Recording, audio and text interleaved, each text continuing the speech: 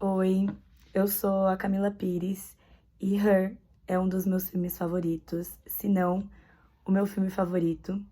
E toda vez que eu conto isso para as pessoas, elas custam a acreditar como que alguém consegue assistir Her e considerar esse um dos seus filmes favoritos. E eu tô nesse lugar aí nesse lugar ímpar das pessoas, porque a maioria da galera que assiste acha Her um filme muito esquisito. E toda vez que eu menciono eles, as pessoas, elas já... A primeira coisa que eles mencionam é o quanto que esse filme, ele é esquisito, ele é torto e nada a ver, assim. E eu fico, gente, eu acho que a gente não tá assistindo o mesmo filme, ou pelo menos vocês não assistiram sob a mesma ótica que eu assisti. Então, um dia eu tava voltando com meu amigo de um rolê e eu já queria começar a postar vídeos aqui no YouTube falando de algumas coisas que eu gosto, porque é isso, entendeu? Eu assisto as coisas eu vejo as coisas por uma ótica que a maioria das pessoas não vê. E eu me sinto muito ímpar. Cheguei e falei assim, gente, eu preciso canalizar isso em algum lugar, eu preciso dividir isso, sei lá, talvez seja importante esse outro lado do prisma, não sei. E aí, por isso que eu queria começar a falar aqui no YouTube sobre as minhas impariedades e coisas que eu vejo por uma ótica que as pessoas elas não partilham, assim, sei lá.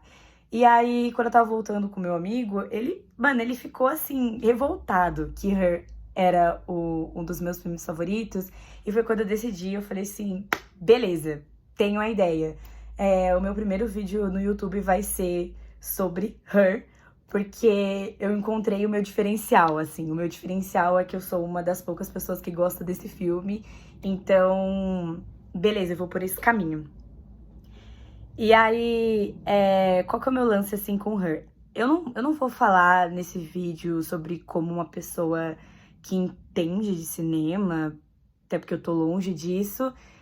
Eu vou falar nesse vídeo como uma pessoa que assistiu o filme e gostou. E eu vou contar o que eu assisti nesse filme, que fez eu gostar de Her por tanto tempo. Eu assisti ele quando eu ainda era adolescente, assim, e eu gostei muito. E eu sempre revejo ele, assim, em momentos específicos. E eu continuo gostando muito dele, assim. Então, eu vou falar desta forma. E também eu vou falar pressupondo que você já assistiu esse filme. No entanto, acredito que se você não assistiu Her, você vai conseguir acompanhar o fluxo de pensamento da mesma forma, assim. Não vai ficar perdido aqui nas ideias. Então, vamos lá, né? Qual que é a minha brisa com Her? Como eu comentei, eu assisti Her quando eu era bem novinha, eu ainda era adolescente, assim, tal. E eu assisti Her porque sempre aparecia imagens dele nas minhas redes sociais e eu achava ele muito bonito. E eu gosto de assistir coisas que são visualmente agradáveis. E eu fui assistir Her porque eu queria assistir algo visualmente agradável. E aí me bateu num lugar, assim, que eu não imaginava. Então, qual que foi o meu encontro, assim, com Her? Eu sempre fui uma pessoa muito melancólica, assim. Eu vejo ainda a vida meio como um marasmo, assim.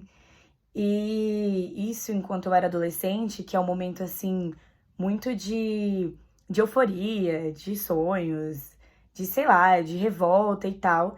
Eu acabava sentindo que esse sentimento de melancolia, de ver as coisas com o marasmo, era um problema. Então eu tentava a todo custo me desvencilhar disso. E eu não conseguia, porque é intrínseco, é a forma como o meu pensamento ele é estruturado. E como que eu... Isso eu falo, né, agora como uma pessoa de quase 25 anos, mas quando eu assisti Her eu tinha, sei lá, 15, há 10 anos atrás. Então, como que eu fui estruturando esse pensamento quando eu assisti? Porque quando eu assisti Her, ele é um filme que ele é melancólico do início ao fim. E eu acabei me encontrando muito e entendendo muito o fluxo de pensamento do Theodore. Né? É um filme que tem bastante monólogos e tal. E é um filme também bastante visual, no sentido de primeira pessoa, de como o Theodore ele enxerga as coisas. E quando tá essas cenas mostrando o olhar dele, é sempre umas cenas bem melancólicas e nostálgicas. E naquele momento eu acabei me identificando com o pensamento do personagem. E eu lembro que quando eu terminei de assistir o filme, por eu ter me visto, né, me visto, sei lá, me vestido desse personagem ali naquele momento, me ajudou a entender que, tipo, tá, talvez isso seja uma forma de ser, uma forma de pensar. Porque ainda que o filme seja extremamente melancólico e tem uma questão ali do marasmo, da rotina também dele, não deixa de mostrar que meio que a vida é bela, sabe? Que a vida presta. Então, quando eu assisti isso, apesar da melancolia que eu tive na época, depois de ter assistido o filme, eu me senti confortável, porque eu falei assim, beleza, é dessa forma que eu assisto a vida, e a vida continua prestando sobre esta ótica. Então, vamos trabalhar em cima dela. Então, foi isso, o meu primeiro contato. Eu acabei me identificando muito ali com o personagem por conta dessa melancolia. E aí, ao passo que os anos foram se passando, toda vez que eu estava num marasmo absurdo, ou que eu estava com sentimentos confusos, ou passando por términos, assim, de relacionamento, eu sempre recorria a Her. Sempre recorria a esse filme pra, de uma certa forma, talvez conseguir me assistir em terceira pessoa e me encontrar naquele personagem e pensar fora do meu próprio corpo. Sim, eu tenho uma simbiótica absurda ali com esse filme, parece até ser um exagero falando. Mas é porque é isso, eu tive o contato com o Her quando eu, tipo, tinha 15 anos. Então eu tenho... as coisas, geralmente, quando acontece ali na adolescência, elas vêm com uma pulsão afetiva absurda, assim, né? Um afeto que gruda em você. Então, foi isso. Eu acredito que é porque ele veio desse lugar. Talvez se eu tivesse assistido Her com 22, 23 anos, ou agora com 24 e poucos, talvez eu não tivesse tido esse contato. Mas enfim, eu tive esse grude ali com esse filme. E no decorrer dos anos, conforme eu ia assistindo ele sempre dentro desses contextos, dentro o Her, ele carrega bastante símbolos pessoais pra mim. Então, são significados ali que eu atribuí, que são pessoais meus, e eu consigo ver esses significados sendo a mesma coisa, mas mudando ao longo do tempo. Então, por isso que eu sempre recorro a esse filme. Tem outro filme também que passa muito por isso, mas ele é meio que focado nisso, que é A Viagem de Chihiro, mas é uma grande de uma alegoria, ele é bastante simbólico mesmo, ele foi feito pra isso, mas meio que Her não foi feito pra isso, mas acabou se tornando pra mim. E aí, acho que um disclaimer, assim, da minha parte, que quando as pessoas elas estão falando de Her, elas sempre citam Her como um filme muito esquisito, né? Principalmente por conta da relação que ele tem com a inteligência artificial. E eu nunca achei essa relação com a inteligência artificial esquisita, e eu acho até uma genialidade também do Spike de ter colocado isso, esse momento do término e tal, com uma inteligência artificial, por quê? Hoje em dia, isso fica mais fácil da gente entender, né? A Samantha, que é a inteligência artificial com quem o Theodore ele se relaciona, ela não existe. E eu acho a genialidade desse filme também, porque ele é um filme de um personagem só. Por incrível que pareça, todos os personagens, eles são um espelho de toda a melancolia, de toda a semiótica, a simbiose ali do Theodore. E ele acaba sendo um filme de um personagem só. E mesmo tendo a Samantha, eu gostei dele ter colocado a ideia da inteligência artificial, porque a Samantha, ela é extremamente esquisita, ela é uma personagem absurda, mas ninguém acha a Samantha esquisita, porque a Samantha ela não tem um corpo, então a gente não consegue fazer transferência com a Samantha. E além do mais, a Samantha ela é criada com base na forma como o Theodore vive. Então, tipo assim, ela lê toda a vida ali do Theodore, dos e-mails, a forma como ele escreve, a forma como ele interage com as pessoas e tal. Então, por mais esquisita e problemática que ela seja, ela é aquilo que o Theodore queria. Então, eu também acho isso bem legal, assim, porque o Theodore, ele acaba entrando de encontro com o relacionamento que ele idealizava. Então, e ele também acabou entrando de encontro com as complicações da idealização que ele tem. Então, a Samantha, ela é o Theodore, né? E eu acho isso muito legal, assim, porque a gente acaba só assistindo o Theodore e esse personagem, as complicações dele. Então, por isso que eu gosto. E outra coisa também, assim, que eu fico observando quando as pessoas falam que Her, ele é um filme muito estranho, porque Her, ele é um filme muito alegórico, né? Ele é um filme com várias metáforas. Porém, como ele tem essa pegada meio Black Mirror de colocar esse absurdo num contexto próximo da nossa realidade, como se aquele absurdo estivesse na nossa realidade hoje, e ele consegue fazer isso. Tanto que a gente assiste o filme e acha esquisito, porque a gente a realidade do filme tá próxima da nossa realidade. Então, é muito esquisito você pensar numa pessoa que, sei lá, faz sexo com uma inteligência artificial. E o filme, ele é um absurdo. E o absurdo, eles são colocados de forma simbólicas e sutis ali no dia a dia, só que é tudo um absurdo. Só que se você for traduzir aquilo para os recursos que a gente tem dentro da nossa realidade, eles existem. É porque se eles existissem de uma forma absurda como é retratada no filme, a gente já ceifaria eles, né? Porque a gente não aceitaria. Então esses absurdos, eles existem dentro da nossa realidade de uma forma bem camuflada, bem disfarçada. E aí no filme esses absurdos, eles são mais nus, né? Mais crus. Então é por isso que causa essa estranheza. E eu sou muito familiarizada com o absurdo, eu gosto do absurdo. E a normalidade é algo que me assusta. O absurdo me assusta menos que a normalidade. Eu fico, gente, como é que pode isso ser normal? Então, eu gosto desse filme.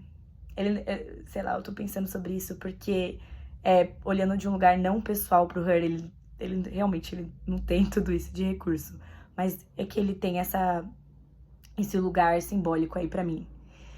Então, o que eu também queria falar, assim, sobre esse filme, a respeito da melancolia do Theodore, que é onde eu me encontro, e dissertar um pouco sobre essa melancolia. E aí, uma coisa que eu assisti ele pra fazer esse vídeo recentemente, e eu fui tendo vários insights, assim. E um deles, assim, logo de início, é que um dos insights, assim, que eu tive desse filme, esse é um filme que eu tenho bastante transferência, eu acho que vocês já devem ter observado isso, né? Eu assisti esse filme porque eu tô passando por um momento que eu não consigo ficar sozinha, né? Eu não me sinto em paz sozinha, eu quero sempre estar trocando ideia com alguém, eu quero sempre estar com alguém. E aí, quando eu tava assistindo esse filme, eu observava que quando o Theodore, ele tava sozinho, ele sempre tava, tipo, cabisbaixo, assim, olhando pra algum lugar, claramente não pensando no momento, tipo, claramente com a mente em outro lugar, muito triste ali com a situação. E quando a gente via uma vivacidade ali do presente, era quando ele estava com outras pessoas, quando ele estava com os amigos dele. Claro que ainda sobre uma ótica um pouco melancólica, porque a gente estava vendo sobre o olhar do Theodore. Mas quando a vida, ela tinha um pouco mais de ânimo, ele sempre estava com outras pessoas, ou ele estava com a Samantha, mesmo sendo uma inteligência artificial, mas era um recurso ali do outro para que ele pudesse ser, para que ele pudesse pensar. Então, quando ele tava sozinho, ele tava sempre muito cabisbaixo, assim. E é uma reflexão que eu vou deixar aqui nesse vídeo, que meio que eu peguei o gancho por conta desse filme, e que é algo que eu venho pensando também, é o quanto que é necessário estar sozinho. Tipo, sim, já me respondendo, tipo, beleza, eu acredito que é importante a gente ter os momentos sozinho e estar sozinho, mas sabe nesses momentos de agonia que você não quer ficar sozinho? E às vezes esses momentos, eles duram um tempo, né? Tipo, essa agonia ali de você sempre querer estar com as pessoas e tal, não querer ficar sozinho. E a grande dúvida, assim, que eu tô, não consigo responder isso agora, é se isso precisa ser mudado. Você sabe, tipo, precisa realmente ficar sozinho? Se a pessoa não quer? Tudo bem que o Lacan vai dizer que a gente vive numa... que a gente tá vivendo numa sociedade de escravos do desejo, né? Que hoje a gente é escravos do desejo, porque a gente não consegue não desejar e não realizar e blá blá blá blá blá. E aí, será? Sabe, tipo assim, olhando pro Theodore. Nossa, tô tendo uma brisa total aqui, já eu volto pro fio da meada, mas tipo assim... Ah, mas é que quando ele ficava sozinho, ele ficava triste. E aí ele precisa ficar... Tipo assim, é isso. Ah, ele precisa saber ficar bem sozinho. Gente, a gente precisa ficar mal, precisamos da tristeza. E se o recurso para que a gente seja triste seja ficar sozinho, porque nisso a gente produz alguma coisa? Tipo, sério que a gente precisa estar sempre bem sozinho? Porque tem pessoas que gostam de ficar sozinho, mas eu estou falando do caso das pessoas que não gostam. Será? Enfim, eu fui pensando sobre isso também ao longo do filme, porque era algo que eu estava ali com isso na cabeça, sabe? E também porque eu fui assistir esse filme porque eu tô passando por um momento de um término de um relacionamento. Então eu acabei olhando também por essa ótica de tipo, sabe? Porque quando você termina as pessoas com, ai, porque agora você pode focar em você, ai, vai fazer suas coisas, vai fazer isso. Acho que a última coisa que desses momentos é estar sozinho, sabe? Eu acho que se um outro morre, eu, pelo menos, acredito que é importante você estar com outras pessoas para que você lembre que o outro sempre irá existir e que a gente sempre irá ter um, um espaço para existir, mesmo que um eu de nós morreu, porque um outro morreu e esse eu não é mais capaz de existir, outros eu são capazes de continuar existindo e outros eus existirão. Tô maluca? Então, e é engraçado porque quando você tá assistindo Her, você pensa que o filme vai acabar quando ele tá escrevendo a carta pra Catherine. Mas quando ele sai, ele vai se encontrar com a amiga dele. Então, eu acho que é importante que o homem não viva só. Será? E é isso. Nossa, viajei total na maionese, mas eu acho que eu vou deixar isso no vídeo, porque é mais ou menos esse o meu fluxo de pensamento, mais ou menos a minha cabeça vai pra esses lugares. E aí, que mais? Eu assisti esse último take que eu gravei, pra ver se era pertinente ou não, mas eu vou deixar ele. E aí eu falei algumas coisas que eu fico assim, caramba, eu não expliquei isso em nenhum momento do vídeo. E aí, gente, se você me conhece pessoalmente aqui, ó, lado a lado, ombro a ombro, você vai escutar eu falar isso de novo. Se você não me conhece, se você tá escutando eu falar pela primeira vez, você vai escutar isso pela primeira vez, tá? E isso irá se repetir, porque eu sempre falo isso, até, ó, entrar na cabecinha, ou sei lá. Quando eu fico falando do outro, tem um negócio que funciona mais ou menos da seguinte forma. Desde quando a gente nasce, a gente cria um eu para aquela pessoa.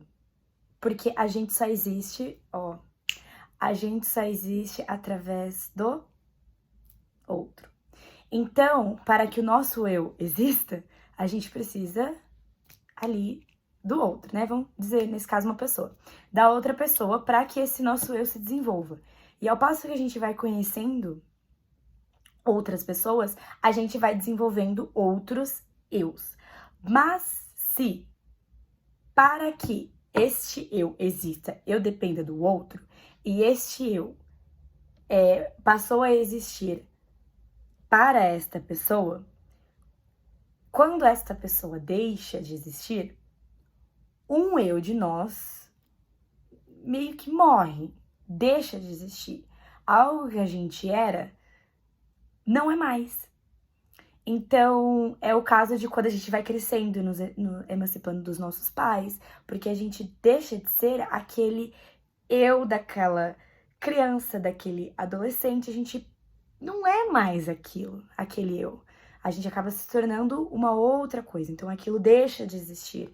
E quando um eu de nós deixa de existir, é doloroso, né? É doloroso. Então, quando eu fico falando eu, o outro e tal, vem muito dessa filosofia, entendeu? De que a gente só existe através do outro e que quando os espaços ou algo deixa de existir e deixa de acontecer em nossas vidas, uma parte de nós deixa de acontecer também. E aí meio que a gente começa a entrar num estado de luto de si mesmo, porque aquilo não existe mais.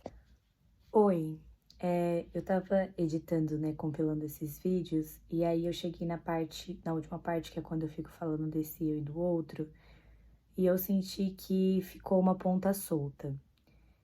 E para que esse crochê, esse bordado, ele tenha consistência e possa dar continuidade, essa ponta ela precisa ser amarrada. E onde que essa ponta ela está amarrada, né? Esse fluxo aí de ideias. Eu não tô mais falando sobre o filme, eu tô só ratificando algumas coisas, né? Algumas ideias que eu fui jogando ali aquela hora. Mas para que fique minimamente coeso aqui esse vídeo, beleza, então se a gente existe a partir do outro, e quando esse outro que fez esse eu existir não existe mais, então esse eu para esse outro morre, deixa de existir, então quer dizer que tudo aquilo que foi desenvolvido, que aconteceu com aquele eu não existe mais? Não necessariamente, não em sua totalidade. Então, quando esse eu, ele não vai mais atuar. Esse eu que atuava com o outro, vamos falar de maneiras mais práticas, assim, talvez simplificada seja mais fácil. Mas, por favor, não reduza isso. Por exemplo, beleza, eu me relacionava com o meu namorado, então era a Camila namorado do fulano. E aí agora eu não sou mais a Camila namorada do fulano, então essa Camila que atuava desta forma deixou de existir. Então as coisas que essa Camila fazia já não faz mais, isso morreu, isso não acontece mais. Era algo que eu era e agora não sou mais, por isso que eu falei desse luto de si mesmo. Então quer dizer que tudo aquilo que eu fui eu não sou? Na verdade eu sou, e é muito interessante porque eu tô talvez nessa fase de tentar descobrir o que eu sou a partir disso. Que é a partir desse momento que quando o outro eu, né, que o outro morre, a gente vai querer que de alguma forma esse eu para o outro ele continue existindo. Então é quando a gente se apega ou faz algumas coisas para que esse eu continue acontecendo. Então, por exemplo, eu vou citar o meu exemplo aqui mesmo, porque é melhor. O meu ex, ele era músico, e a gente falava muito sobre música, então eu tinha esse eu aí muito ligado à música. E agora que esse relacionamento não existe mais, acabou esse rompimento com esse algo que eu já gostava antes e que estava sendo que eu estava atuando dentro desse relacionamento. Então, o que sobrou? Meio que, como que eu continuo tentando fazer com que esse eu ainda exista? Eu continuo compondo, continuo escrevendo músicas que eu não sei produzir, e eu continuo escutando as músicas que ele me apresentou. Então, e que eu gostei. Entende? Que eram músicas que estavam ali dentro daquela relação, que ela não existe mais. Então, como que esse eu que eu gostava vai continuar atuando? Através dessas coisinhas. Muito reducionista que eu tô falando agora, mas é pra ficar mais prático aqui o fluxo de pensamento, porque eu sei que é confuso que eu fico falando sempre a mesma coisa, mas é porque são as palavras mais específicas que eu consigo utilizar aqui, e por incrível que pareça, são as palavras mais claras sobre esse conceito. Então, é isso. Então, tipo, você acaba continuando reproduzindo coisas daquele momento para que este eu continue existindo, mesmo que ele não exista mais. Então, é dessa forma aí que essas coisas são elaboradas. Então, elas passam a existir em outras formas. Ela passa a atuar de outro jeito para que de alguma forma aquilo continue existindo, entendeu? Então, eu sinto que faltou isso. Não é que as coisas elas deixam de existir em totalidade. Elas continuam existindo como uma releitura em um outro lugar. Porque no lugar onde elas existiam a princípio, este lugar não existe mais. Então, é basicamente isso.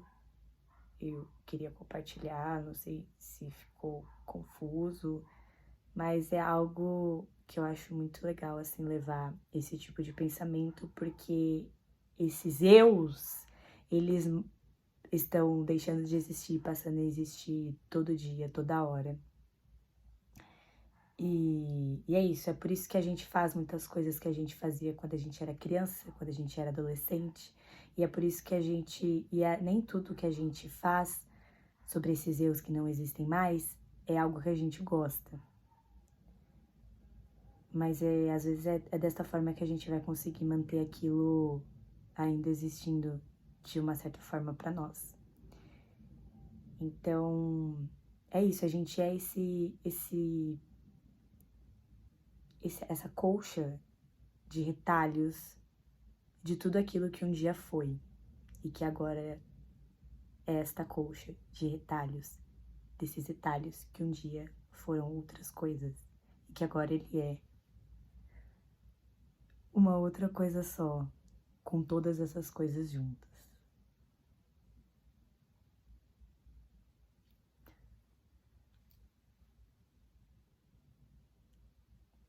É isso. Ai, eu acho que. Beleza. Até o próximo vídeo maluco.